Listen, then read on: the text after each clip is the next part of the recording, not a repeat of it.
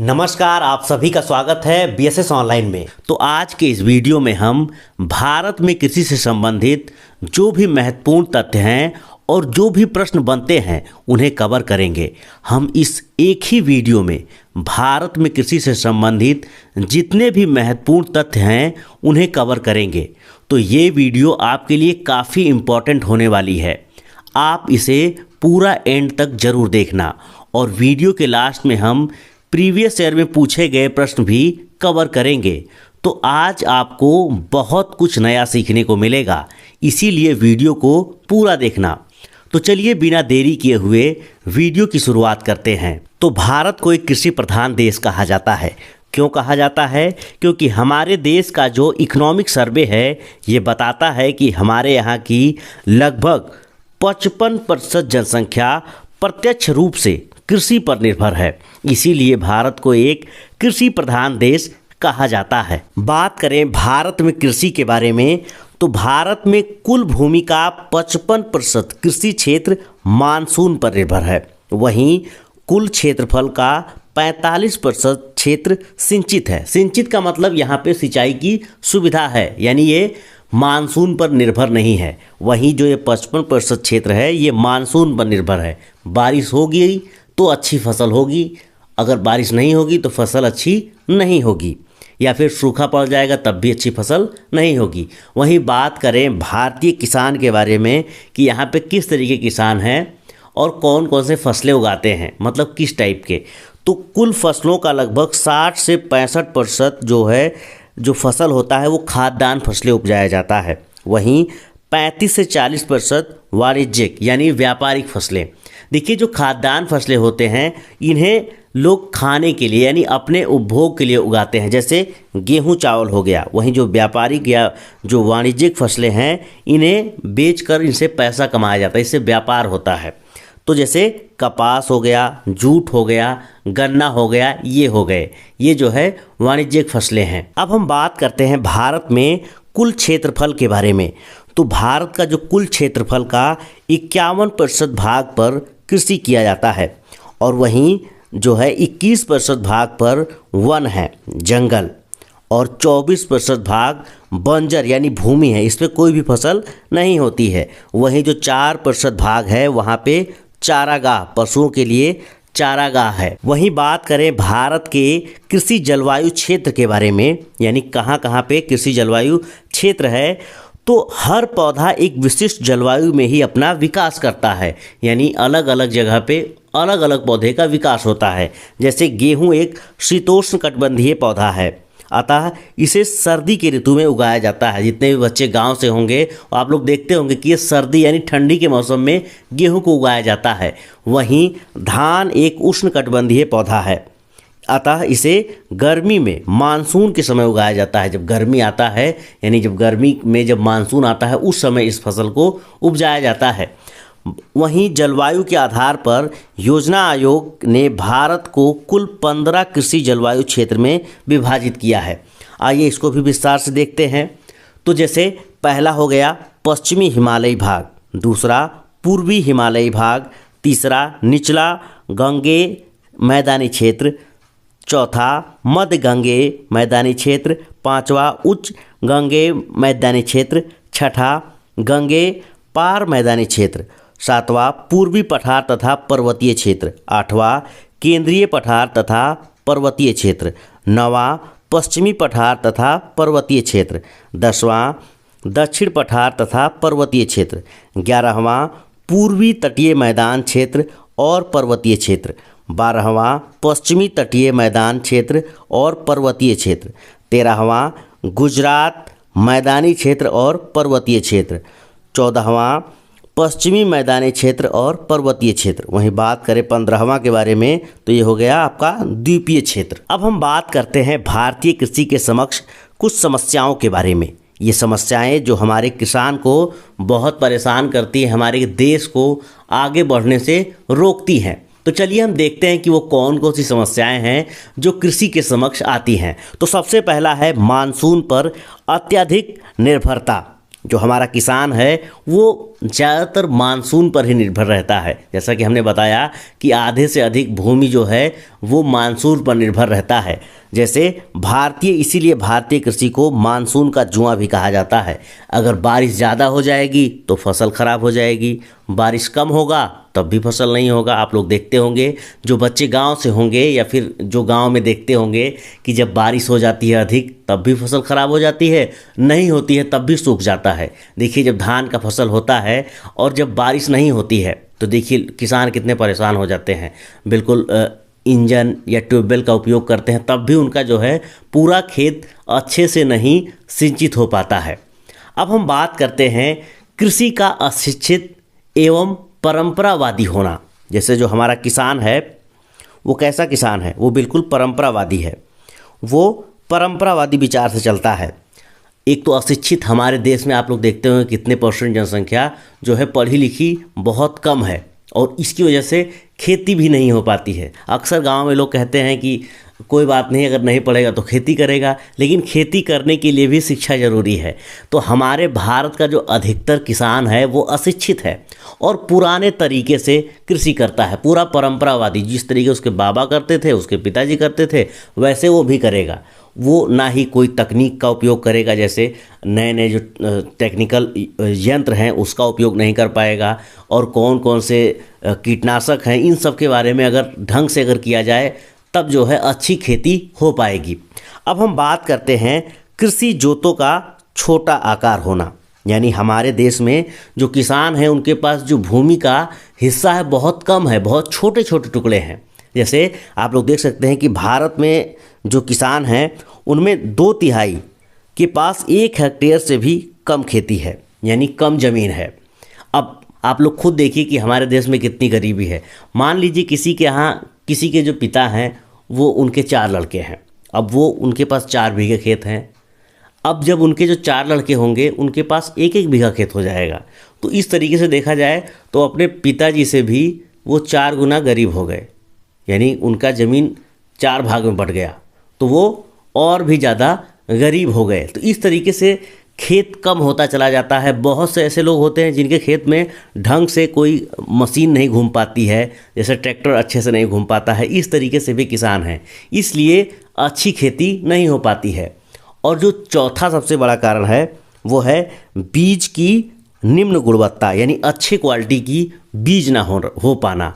भारत में कृषि पर रिसर्च करने के लिए बहुत कम राशि खर्च की जाती है और यहाँ पर निम्न गुणवत्ता के बीज का प्रयोग किया जाता है, जिस कारण पैदावार बहुत कम होती है।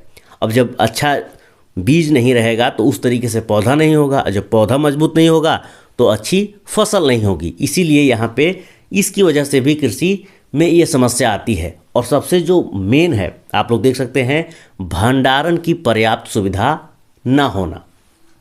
हमारे यहाँ जो किसान है अच्छी फसल उपजा देता है किसी तरीके से मेहनत करके, अच्छे क्वालिटी का बीज करके, फिर उसके पास भंडारण की सुविधा नहीं होती है और वो अपने हिसाब से रेट नहीं पा पाता है। वो जो व्यापारी होते हैं वो मनमाने दाम पर उसको ख़रीदते हैं। क्यों? क्योंकि किसान के पास उसके भंडार करने की सुविधा नहीं है। इस वजह से भंडार की पर्याप्त सुविधा ना होने के कारण भारत में बहुत सा अनाज सड़ जाता है और नुकसान होता है, जिसकी वजह से भी हमारे कृषि में ये बहुत बड़ी समस्या आती है। अब हम बात करते हैं फसलों के वर्गीकरण के बारे में। तो ऋतुओं के आधार पर फसलों का जो वर्गीकरण है वो 3 भागों में इसको बांटा गया है। एक है रबी की फसल, दूसरा खरीफ की फसल और तीसरा जायद की फसल। आइए इन तीनों के बारे में विस्तार से हम लोग देखते हैं। तो सबसे पहले हम बात करते हैं रबी के बारे में। तो इस जो फसल होती है इसकी बुआई अक्टूबर नवंबर में होती है और अब मार्च अप्रैल में काट ली जाती है। यानी ये जो फसल होती है ये शीत ऋतु की फसल है। आप लोग देखते होंगे, जो गांव से बिलोंग करते होंगे या फिर जो नहीं बिलोंग करते होंगे, जानते होंगे कृषि के बारे में, तो वो देखते होंगे कि जो गेहूं होता है उसको ठंडी से पहले बोया जाता है और जैसे ही ठंडी ख़त्म होती है यानी गर्मी आना स्टार्ट होता है तब ये फसल काट ली जाती है। तो आपको याद रखना है कि रबी की फसल की बुआई कब होती है? अक्टूबर और नवंबर में, और इसकी कटाई कब होती है? तो मार्च और अप्रैल में इसकी कटाई हो जाती है। इसके अंतर्गत कौन कौन सी फसलें आती हैं? तो वो है गेहूँ, जौ, सरसों, चना, मटर, आलू। अब हम बात करते हैं खरीफ के फसल के बारे में। तो खरीफ की जो फसल होती है उसकी बुआई जून जुलाई में होती है और ये नवंबर या दिसंबर तक इसको काट ली जाती है। यानी जो खरीफ की फसल है मुख्य रूप से मानसून ऋतु की फसल है, यानी जब मानसून आता है तभी इस फसल की बुआई होती है। जैसे धान, देखिए गर्मी के महीने में इसकी रोपाई होती है और ठंडी आते ही इसको काट लिया जाता है। आप लोग देख सकते हैं धान, बाजरा, कपास, जूट, गन्ना, मक्का, उड़द, ये जो है खरीफ की फसल है। एग्जाम में आता है कि खरीफ की फसल कौन सी है और रबी की फसल कौन सी है, तो इसको आपको याद रखना है। अब हम लोग देखते हैं जायद की फसल के बारे में। तो जो जायद की फसल है इसकी बुआई ज़्यादातर मार्च में होती है और जून में इसको काट लिया जाता है। जायद की फसल रबी तथा खरीफ के फसल के बीच के सूखे मौसम में उगाई जाती है। जो बीच का जो समय होता है उसी में इसको उगा लिया जाता है। इसके अंतर्गत कौन कौन सी फसल आती है? तो तरबूज, खरबूजा, ककड़ी और खीरा। तो इस तरीके से ऋतुओं के आधार पर फसलों का वर्गीकरण किया गया है रबी की फसल, खरीफ की फसल और जायद की फसल में। अब हम बात करते हैं कृषि के प्रकार के बारे में। तो भारत में जो कृषि के अलग अलग प्रकार होते हैं उनमें है फसल चक्र। फसल चक्र जो होता है इसमें भूमि के किसी भाग से योजनाबद्ध रूप से बदल बदल कर फसल प्राप्त करना फसल चक्र कहलाता है। इससे मिट्टी की उर्वरता बढ़ जाती है। आप लोग जानते होंगे कि जब हम लोग फसल चक्र अपनाते हैं, जैसे आपने गेहूं की रोपाई की या फिर धान की रोपाई की, तो उसमें अदल बदल के अगर हम अरहर की या फिर जो दाल की फसलें हैं उनको जब उपजाते हैं तो वो क्या करता है कि नाइट्रोजन को अवशोषित करता है और फिर वो अपने जड़ में नाइट्रोजन फिक्सेशन करता है, जिसकी वजह से हमारे जो मिट्टी में नाइट्रोजन की मात्रा बढ़ जाती है और वो मिट्टी उपजाऊ हो जाती है। और इस तरीके से फसल चक्र अपनाने से हमारी जो खेत की है वो उर्वरता बढ़ जाती है और उस पर फसल अच्छी होती है। वहीं बात करें अगले जो कृषि का प्रकार है, जैसे अनुबंध कृषि यानी कॉन्ट्रैक्ट फार्मिंग। ये एक नए तरीके का फार्मिंग है। इसमें कॉन्ट्रैक्ट फार्मिंग खेती करने के लिए एक ऐसी प्रक्रिया है, यानी एक ऐसी प्रक्रिया है जिसमें किसान और कॉन्ट्रैक्टर के बीच एक कॉन्ट्रैक्ट साइन होता है। कॉन्ट्रैक्ट फार्मिंग में कॉन्ट्रैक्टर किसान की ज़मीन का उपयोग करता है, यानी वो जो किसान का ज़मीन है वो कॉन्ट्रैक्टर उपयोग करता है, यानी कोई फैक्ट्री वाला है या फिर जो एजेंट है उसका उपयोग करता है। फसल की पूर्व निर्धारित कीमत पर अपने अनुसार खेती करने के लिए करता है। जैसे मान लीजिए आप कोई फैक्ट्री है या फिर कोई कंपनी है, जैसे मान लीजिए कोई चिप्स की कंपनी है, वो आपसे कॉन्ट्रैक्ट पर साइन करता है कि आप हमारे लिए आलू की फसल उपजाइए, जिस तरीके से हम कहते हैं उस तरीके से, और मैं आपको इतना रेट बिल्कुल फिक्स कर देता हूँ, 10 रुपये किलो या फिर 15 रुपये किलो या 20 रुपये किलो, जितना वो फिक्स कर देगा तो मार्केट में उसका रेट घटेगा या बढ़ेगा इससे कोई फ़र्क नहीं पड़ेगा किसान को। तो ये एक नए तरीके का कृषि है कॉन्ट्रैक्ट फार्मिंग। इसमें अब आप जान ही गए कि जब वो साइन कर लेगा तो उसी रेट से खरीदेगा, तो इससे किसान का भी नुकसान नहीं होता है और फैक्ट्री वाले को भी नुकसान नहीं होता है। तो इस तरीके से ये एक कृषि का प्रकार है। अब हम बात करते हैं अगले यानी तीसरा कृषि कार्बनिक कृषि, ऑर्गेनिक फार्मिंग। ये आजकल बहुत ही ट्रेंडिंग में है और ये जो खेती है इसको कार्बनिक खेती उसे कहा जाता है जो खेती बिना किसी रासायनिक खादों और कीटनाशकों के बिना की जाती है और जिसमें सिर्फ जैविक खाद का उपयोग किया जाता है। इसमें कोई भी केमिकल वाले यानी जो रासायनिक खाद है इसका उपयोग नहीं किया जाता है और इसमें सिर्फ जैविक खाद, जैसे मान लीजिए जो ऑर्गेनिक खाद होते हैं, जैसे गोबर का खाद हो गया, जो पत्तियां हो गई उसको सड़ा के बनाया जाता है, इस तरीके से ये खाद होते हैं जिनका उपयोग किया जाता है, उसी को हम लोग ऑर्गेनिक फार्मिंग कहते हैं। अब बात करते हैं कृषि के अगले प्रकार यानी झूम कृषि के बारे में। तो यह कृषि प्रायः पूर्वोत्तर राज्यों में की जाती है। इसमें पहले पेड़ पौधों को काट दिया जाता है और वहाँ पर कृषि की जाती है और जब वहाँ की मिट्टी की उर्वरता खत्म हो जाती है तब आगे पेड़ पौधों को काट कर उन पर कृषि की जाती है। इसीलिए इस कृषि को स्थानांतरित कृषि भी कहते हैं। जैसे जो जंगल है या जो पेड़ पौधे उनको काट करके ज़मीन साफ़ किया जाता है, फिर उस पर कृषि किया जाता है। जैसे ही उसकी उर्वरता जब समाप्त हो जाती है तो लोग उसको छोड़ देते हैं, फिर दूसरी जगह खेती करते हैं। इसके बाद हम देखते हैं सीढ़ी नुमा कृषि के बारे में। तो जो सीढ़ी नुमा कृषि है इसमें सीढ़ीदार खेत पर्वतीय पहाड़ी प्रदेशों की जो ढलवा भूमि पर कृषि के उद्देश्य से विकसित क्षेत्रों को कहा जाता है।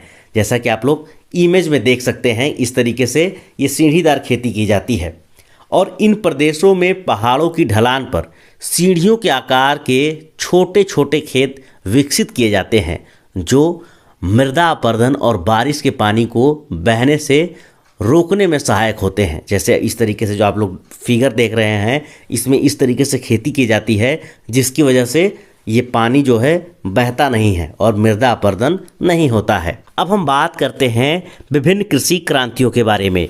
तो भारत में जो कृषि क्रांतियाँ हुई उनमें हरित क्रांति कृषि से संबंधित है और हरित क्रांति कृषि उत्पादन को बढ़ाने के लिए लागू की गई एक नीति थी।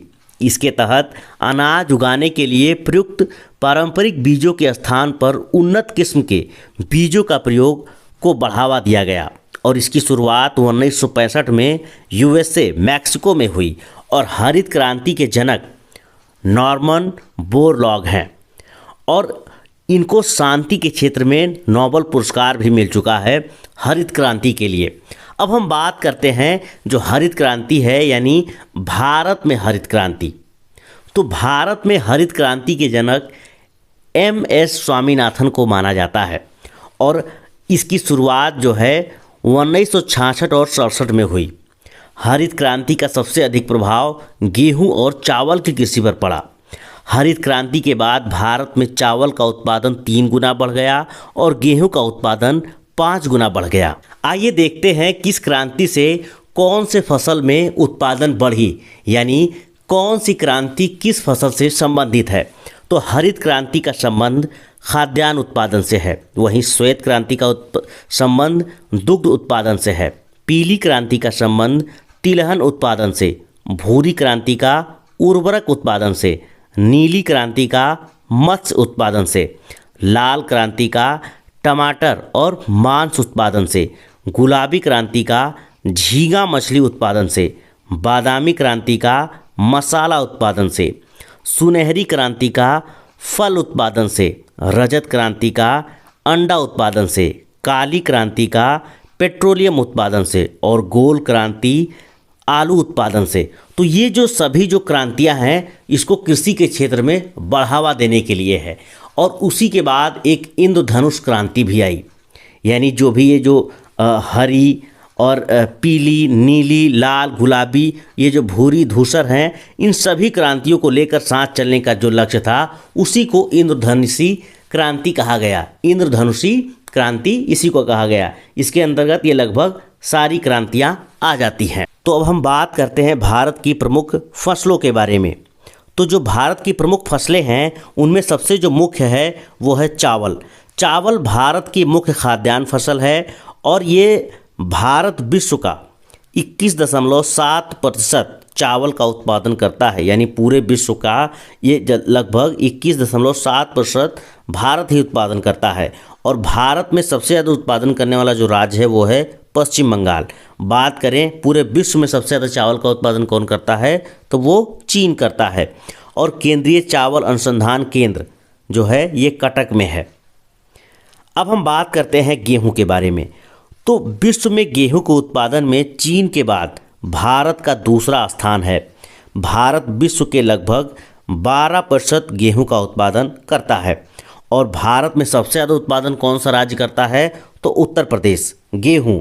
और वहीं बात करें विश्व में सबसे ज़्यादा कौन गेहूं उत्पादन करता है, तो वो चीन करता है। बात करें प्रति हेक्टेयर उत्पादन में, तो पंजाब का जो है प्रथम स्थान है, यानी क्षेत्रफल के हिसाब से सबसे ज़्यादा उत्पादन पंजाब करता है। उत्तर प्रदेश का पहला स्थान गेहूं, गन्ना, आलू और मसूर में है, यानी पूरे भारत में सबसे ज़्यादा गेहूं का उत्पादन उत्तर प्रदेश करता है, गन्ने का, आलू का और मसूर का। ये जो है पहला स्थान इनमें उत्तर प्रदेश का है, यानी उत्तर प्रदेश में ये सबसे ज़्यादा ये फसलें उगाई जाती हैं। बात करें राजस्थान के बारे में, तो राजस्थान का जो पहला स्थान है वो है बाजरा और सरसों। ये सबसे ज़्यादा बाजरा और सरसों राजस्थान उत्पादन करता है। अब हम बात करते हैं बारी बारी से कि कौन सी फसल है जो दुनिया में यानी सबसे ज़्यादा उत्पादन करने वाला कौन सा देश है और हमारे भारत में सबसे ज़्यादा उत्पादन करने वाला कौन सा राज्य है। तो सबसे पहले हम बात करते हैं रबड़ के बारे में। तो रबड़ सबसे ज़्यादा उत्पादन करने वाला जो देश है वो है थाईलैंड। वहीं बात करें हमारे भारत में तो केरल में सबसे ज़्यादा रबड़ का उत्पादन किया जाता है। वहीं बात करें गन्ना उत्पादन के बारे में तो गन्ना उत्पादन के मामले में ब्राज़ील जो देश है वो 1 नंबर पर है। और बात करें भारत में तो उत्तर प्रदेश जो राज्य है वो पहले स्थान पर आता है। वहीं बात करें चाय के बारे में कि चाय सबसे ज़्यादा उत्पादन कहाँ होता है तो चाय सबसे ज़्यादा उत्पादन चीन में होता है पूरे दुनिया में। लेकिन अगर बात किया जाए कि भारत में किस राज्य में होता है तो असम में होता है। वहीं बात करें सोयाबीन के बारे में यानी सोयाबीन जो हम लोग सब्जी में खाते हैं, सबसे ज़्यादा इसमें प्रोटीन मिलता है। तो जो सोयाबीन है सबसे ज़्यादा इसका उत्पादन अमेरिका में होता है और इसका सबसे ज़्यादा उत्पादन हमारे भारत में मध्य प्रदेश में होता है। अब हम लोग देखते हैं कॉफ़ी के बारे में। तो कॉफ़ी का सबसे ज़्यादा उत्पादन ब्राज़ील में होता है और भारत में कर्नाटक राज्य में होता है। वहीं बात करें दाल के बारे में तो दाल का सबसे ज़्यादा उत्पादन भारत में होता है पूरे विश्व में। और किस राज्य में होता है तो मध्य प्रदेश में। देखिए सबसे इम्पॉर्टेंट ये है कि भारत सबसे ज़्यादा दाल उत्पादन करता है, फिर भी भारत में दाल की कमी रहती है। जब तक वो दूसरे देश से दाल ना ले तब तक दाल की पूर्ति भारत में नहीं हो पाती है। क्यों? क्योंकि यहाँ एक तो जनसंख्या ज़्यादा है और दूसरा यहाँ पे सब लोग दाल ज़्यादा पसंद करते हैं प्रोटीन के लिए। तो इस तरीके से हम लोगों ने भारत में कृषि से संबंधित थियोरी देखा। अब हम लोग इसी टॉपिक से जुड़े हुए जो प्रीवियस ईयर में क्वेश्चन पूछे गए हैं उनको देखते हैं। तो आज का जो हमारा पहला क्वेश्चन है वो है भारत का सबसे बड़ा चावल उत्पादक राज्य कौन सा है। सबसे पहले हमने बताया था तो ये आपका सही आंसर हो जाएगा पश्चिम बंगाल। यहाँ पे सबसे ज़्यादा उत्पादन किया जाता है। आप लोग कमेंट करके बताइए कि सबसे ज़्यादा उत्पादन पूरे विश्व में किस देश में किया जाता है। अभी हमने आपको बताया था। अब हम लोग अगला क्वेश्चन देखते हैं कि भारत की प्रमुख खाद्य फसल कौन सी है। तो आपका सही आंसर हो जाएगा ऑप्शन ए चावल। अगला क्वेश्चन देखते हैं। हमारा अगला क्वेश्चन है भारत में हरित क्रांति किस मामले में सर्वाधिक सफल रही। यानी किस मामले में यानी किस फसल से संबंधित है जिसमें सबसे ज़्यादा ये सफल रही। तो आपका सही आंसर हो जाएगा ऑप्शन ए गेहूं और चावल। क्या आप लोग बता सकते हैं कि गेहूं का उत्पादन कितने गुना बढ़ा और चावल का उत्पादन कितने गुना बढ़ा? आप लोग कमेंट करके बताइए। अभी हमने आपको इसको बताया था क्रांति वाले जो स्लाइड था उसमें। अब हम लोग देखते हैं अगला क्वेश्चन। अगला क्वेश्चन है भारत में हरित क्रांति का जनक किसे माना जाता है। देखिए BSSC 2011 में पूछा गया है। तो आपका सही आंसर हो जाएगा option B doctor MS Swaminathan. अगला क्वेश्चन देखते हैं भारत में श्वेत क्रांति के जनक माने जाते हैं। तो आपका सही आंसर हो जाएगा option A doctor V Kurien. ये जो है श्वेत क्रांति, आप लोग बता सकते हैं कि श्वेत क्रांति का संबंध किससे है यानी किस चीज़ के उत्पादन से है? आप लोग कमेंट करके बताइए। चलिए अगला क्वेश्चन देखते हैं झूम है एक यानी झूम क्या है। तो आपका सही आंसर हो जाएगा ऑप्शन डी कृषि का एक तरीका। देखिए ये RRB 2002 में क्वेश्चन पूछा गया है। अगला क्वेश्चन देखते हैं। अगला क्वेश्चन है गोल क्रांति का संबंध किससे है। तो आपका सही आंसर हो जाएगा ऑप्शन बी आलू से यानी आलू उत्पादन से। अगला क्वेश्चन देखते हैं कि निम्नांकित में कौन खरीफ की फसल नहीं है। देखिए SSC 2002 में क्वेश्चन ये पूछा गया है। तो कौन सी खरीफ की फसल नहीं है? आप लोग अभी रबी, खरीफ और जायज़ के बारे में हमने बताया। तो इसमें आपका सही आंसर हो जाएगा ऑप्शन बी गेहूँ। ये जो है खरीफ की फसल नहीं है। ये किसकी फसल है? आप लोग कमेंट करके बताइए। चलिए हम लोग अगला क्वेश्चन देखते हैं। अगला क्वेश्चन है भारत में प्राकृतिक रबड़ का सबसे अधिक उत्पादन किस राज्य में होता है। देखिए ये MPPSC 1996 और BPSC 1999 में क्वेश्चन पूछा गया है। तो आपका सही आंसर हो जाएगा ऑप्शन ए केरल में। और बात करें विश्व में तो विश्व में सबसे ज़्यादा कौन सा उत्पादन करता है रबड़ का? आप लोग कमेंट करके बताइए। अभी हमने बताया था कि भारत में और विश्व में कौन सा स्थान है यानी कौन सा देश है और कौन सा राज्य है। आप लोग कमेंट करके बताइए। चलिए हम लोग अगला क्वेश्चन देखते हैं। अगला क्वेश्चन है कि श्वेत क्रांति का संबंध किससे है। देखिए एसएससी 2013 में क्वेश्चन पूछा गया है, तो आपका सही आंसर हो जाएगा ऑप्शन बी, दुग्ध उत्पादन से। अगला क्वेश्चन देखते हैं कि भारत में किस खाद्य फसल का उत्पादन सबसे अधिक होता है। हमने बताया था जो हमारे प्रमुख फसलें हैं उसमें तो सबसे ज़्यादा किसका उत्पादन होता है, तो चावल का। ऑप्शन बी सही हो जाएगा। चलिए हम लोग अब अगला और आखिरी क्वेश्चन देखते हैं। ये देखिए ये क्वेश्चन जो है यूपीपीसीएस 2014 में पूछा गया है। भारत के किस राज्य में गन्ने की खेती के अंतर्गत सबसे अधिक भूमि है, यानी सबसे ज़्यादा गन्ना का उत्पादन किस राज्य में होता है। तो आपका सही आंसर हो जाएगा ऑप्शन बी, उत्तर प्रदेश। इसी के साथ भारत में कृषि पर बनी ये जानकारी या डॉक्यूमेंट्री आपको कैसी लगी, कमेंट बॉक्स में लिखकर ज़रूर शेयर कीजिएगा, क्योंकि हमें आपके सपोर्ट की ज़रूरत है, हौसला अफजाई की ज़रूरत है, ताकि हम ऐसे ही अमेजिंग जानकारी आप सभी के लिए लेकर आएँ। तो भारत में कृषि के बारे में तो बहुत सारी जानकारी मिली। आगे आपका कोई सवाल हो या टॉपिक जिस पर आप जानकारी चाहते हैं तो हमें लिख भेजिए। साथ ही साथ जितने लोग हमारे साथ जुड़े हैं बीएसएस ऑनलाइन पर, उन सभी से रिक्वेस्ट है ऐसी जानकारी के लिए इस चैनल को सब्सक्राइब कर बेल आइकन को प्रेस करना बिल्कुल ना भूलें। मिलेंगे और जल्द ऐसी जानकारी के साथ। तब तक के लिए अपना सपोर्ट और प्यार बनाए रखिए बीएसएस ऑनलाइन के साथ। धन्यवाद।